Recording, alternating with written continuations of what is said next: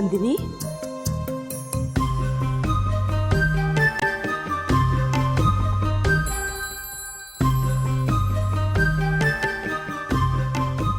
ಅಮ್ಮ, ಏನಮ್ಮ? ಯಾಕಮ್ಮ ಸಪ್ಪಗಿದೆಯಾ? ಇಲ್ವಲ್ಲಮ್ಮ, ಕೋರ್ಟು ಕೇಸು ಅಂತ ಏನೇನೋ ಓದ್ತಿದ್ದಲ್ಲ, ರಾತ್ರಿ ಸ್ವಲ್ಪ ನಿದ್ದೆ ಇರಲಿಲ್ಲ, ಬಹುಶಃ ಅದಕ್ಕೆ. ನೀನೆಷ್ಟೇ ಮರೆ ಮಾಚಿದ್ರು ಈ ಹೆತ್ತ ಕರಳಿಗೆ ಅದೆಲ್ಲ ಅರ್ಥ ಆಗುತ್ತೆ.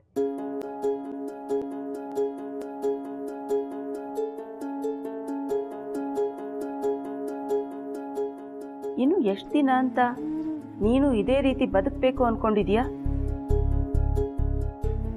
ಪದೇ ಪದೇ ಯಾಕಮ್ಮ ಅದೇ ಪ್ರಶ್ನೆಗಳನ್ನ ಕೇಳ್ತೀಯಾ? ಕೊಟ್ಟಿದ್ದು ಉತ್ತರನೇ ನಾನು ಎಸ್ಸಲ್ಲ ಅಂತ ಕೊಡ್ಲಿ? ನನಗೂ ಇದೇ ಪ್ರಶ್ನೆನ ಕೇಳಿ ಕೇಳಿ ಸಾಕಾಗೋಗಿದೆ. ಇನ್ನು ಎಷ್ಟು ದಿನ ಅಂತ ನಾನು ಸುಮ್ಮನೆ ಇರಲಿ? ಇದನ್ನೆಲ್ಲ ಇನ್ನು ಎಷ್ಟು ದಿನ ಅಂತ ಸಹಿಸ್ಕೊಂಡಿರಲಿ ಹೇಳು? ನನಗೂ ವಯಸ್ಸಾಯಿತು. ಇನ್ನು ಎಷ್ಟು ದಿನ ಅಂತ ಹೀಗೆ ಇರ್ತೀಯ? ನಾನು ಯಾವಾಗಲೂ ನಿನ್ನ ಜೊತೆನೇ ಇರೋಕ್ಕಾಗತ್ತಾ? ಯಾಕಮ್ಮ ಹೀಗೆಲ್ಲ ಮಾತಾಡ್ತಿದ್ಯಾ? ಜೀವನದ ಸತ್ಯ ಹೇಳ್ತಾ ಇದ್ದೀನಿ. ಆ ಮಗು ಮುಖ ನೋಡಿದ್ರೆ ಆದರೂ ನಿನ್ನ ಮನ್ಸು ಕರ್ಕಲ್ವಾ? ನನಗೆ ಹೃದಯನೇ ಇಲ್ಲ ಅಂತ ಅನ್ಕೋತೀಯಮ್ಮ?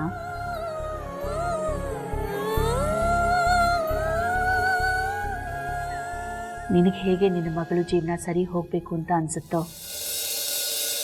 ನನಗೂ ಹಾಗೆ ನನ್ನ ಜೀವನ ಸರಿಪಡಿಸ್ಕೋಬೇಕು, ನನ್ನ ಮಗಳಿಗೆ ಅವಳ ತಂದೆ ಪ್ರೀತಿ ಸಿಗಬೇಕು ಅಂತ ಅನ್ಸಲ್ಲ ಅಂತ ನೀ ಹೇಗೆ ಅನ್ಕೋತೀಯಮ್ಮ?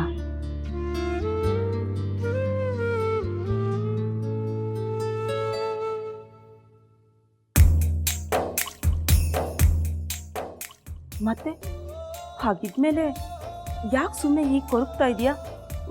ನಿನ್ನ ಜೀವನ ಸರಿಪಡಿಸ್ಕೊಳ್ಳೋಕ್ಕೆ ಏನು ಅಡ್ಡ ಆಗಿದೆ? ನೋಡು, ಒಂದು ಮಾತು ಹೇಳ್ತೀನಿ. ಈ ಸ್ವಾಭಿಮಾನ, ಪ್ರತಿಷ್ಠೆ ಇವೆಲ್ಲ ಏನಾದರೂ ಸಾಧನೆ ಮಾಡಬೇಕು ಅಂತ ಇಟ್ಕೊಂಡ್ರೆ ಮಾತ್ರ ಚೆನ್ನಾಗಿರುತ್ತೆ.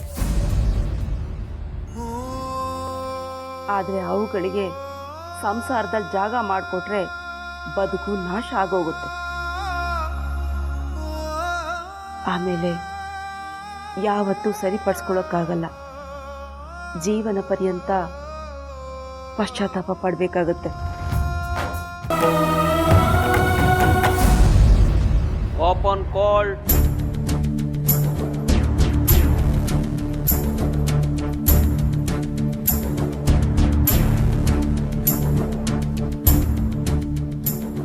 Criminal appeal number 32/17 Basveshwar Nagar Police Station versus Raghav. For evidence,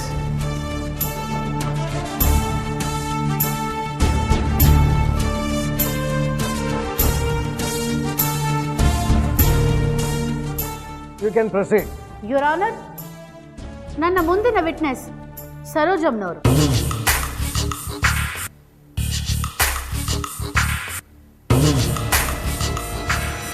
ಯಾರು ಇವರು? ಏನು ಹೇಳ್ತಾರೆ? ಇವರು ರಾಘವ್ ಅವರು ಇತ್ತೀಚೆಗಷ್ಟೇ ಬಾಡಿಗೆಗಿದ್ದ ಮನೆಯ ಓನರ್.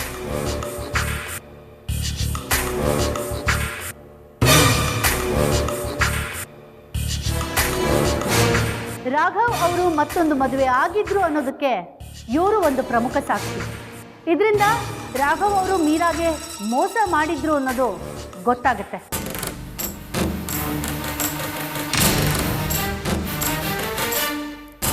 ಓಕೆ, ಕರೆಸಿ. ಸರೋಜಮ್ಮ.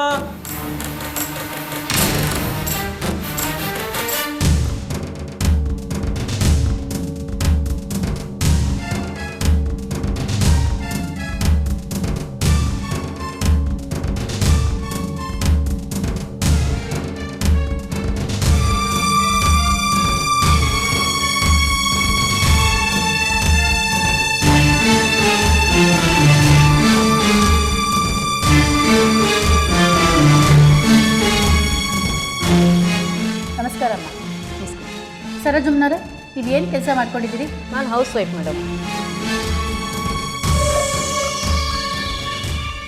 ಅಲ್ಲಿ ನಿಂತಿದ್ರಲ್ಲ ರಾಘವ್, ಅವ್ರು ನಿಮಗೆ ಗೊತ್ತಾ?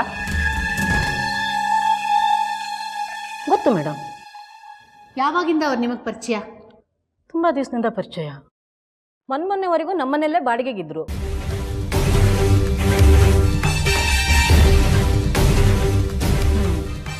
ಎಷ್ಟು ವರ್ಷದಿಂದ? ಸುಮಾರು 1 ವರ್ಷದಿಂದ ಇದ್ದರು. ಓಕೆ.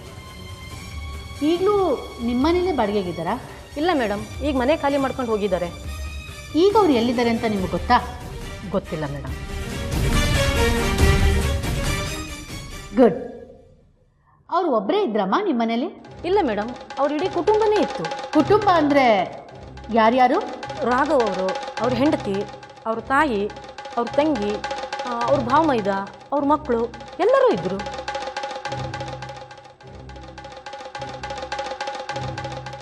ಅಮ್ಮ, ಹೆಂಡತಿ ಅಂದರೆ ಇಲ್ಲಿ ಮೊದಲನೇ ಬೆಂಚಲ್ಲಿ ಕೂತಿದಾರಲ್ಲ ಮೀರಾ ಅಂತ, ಅವರನ್ನು ನೋಡಿ.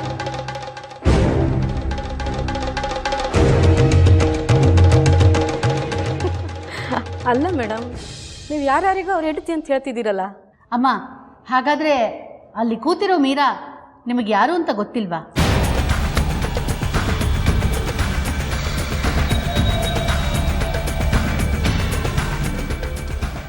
ಮತ್ತು ಯಾರಮ್ಮ ಅವ್ರ ಹೆಂಡತಿ?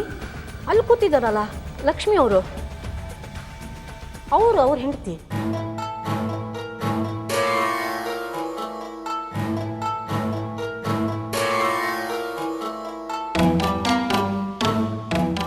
ಯುವರ್ ಆನರ್, ಸರೋಜಮ್ಮನವ್ರ ಹೇಳಿಕೆಯಿಂದ ಏನು ಗೊತ್ತಾಗತ್ತೆ ಅಂದರೆ, ರಾಘವ್ ಮೀರಾ ಅವರನ್ನು ಮದುವೆ ಆಗಿದ್ರು, ಆ ಮದುವೆ ಸಬ್ ರಿಜಿಸ್ಟ್ರಾರ್ ಆಫೀಸ್ನಲ್ಲಿ ರಿಜಿಸ್ಟರ್ ಆಗಿದ್ರೂ ಸಹ ಲಕ್ಷ್ಮಿ ಅವರನ್ನು ಮದುವೆ ಆಗಿ ಮತ್ತೊಂದು ಸಂಸಾರವನ್ನು ಮಾಡ್ತಾ ಇದ್ರು ಅಂತ. ಒಂದು ಹೆಣ್ಣಿಗೆ ತಾಳಿ ಕಟ್ಟಿ ಆ ಗಂಡ ಇಷ್ಟು ಧೈರ್ಯವಾಗಿ ಮತ್ತೊಂದು ಹೆಣ್ಣಿನ ಜೊತೆ ಸಂಸಾರ ನಡೆಸ್ತಾನೆ ಅಂದರೆ ಮೀರಾ ಅನ್ನೋ ಹೆಣ್ಣಿಗೆ ಎಷ್ಟು ಅನ್ಯಾಯ ಆಗಿದೆ ಇವರಾನ.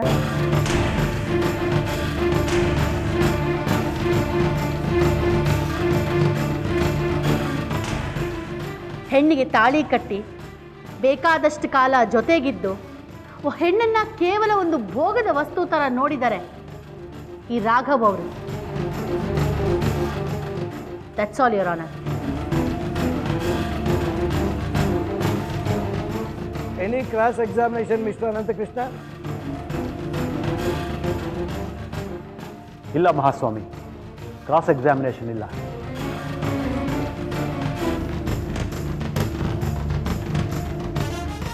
ಆದರೆ ನನ್ನ ಕ್ಲೈಂಟು ಅಂಥ ಕೆಟ್ಟ ಸ್ವಭಾವದವರಲ್ಲ ಅಂತ ಮಾತ್ರ ಹೇಳಬಲ್ಲೆ. ಈ ಮಾತನ್ನ ಪ್ರೂವ್ ಮಾಡಿದ್ಮೇಲೆ ಹೇಳಿದ್ರೆ ಚೆನ್ನಾಗಿರುತ್ತೆ ಯುವರ್ ಆನರ್. ನಂದಿನಿ ಅವರೇ. Sorry your honour.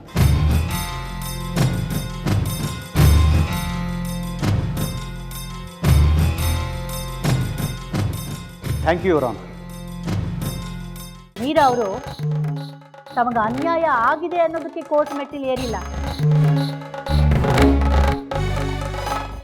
ರಾಘವ್ ಅವರಿಗೆ ಶಿಕ್ಷೆ ಕೊಡಿಸ್ಬೇಕು ಅಂತ ಕೋರ್ಟ್ ಮೆಟ್ಟಿಲು ಏರಿಲ್ಲ. ಅವ್ರು ಯಾವ ತಪ್ಪು ಮಾಡಿಲ್ಲ ಮೇಡಮ್.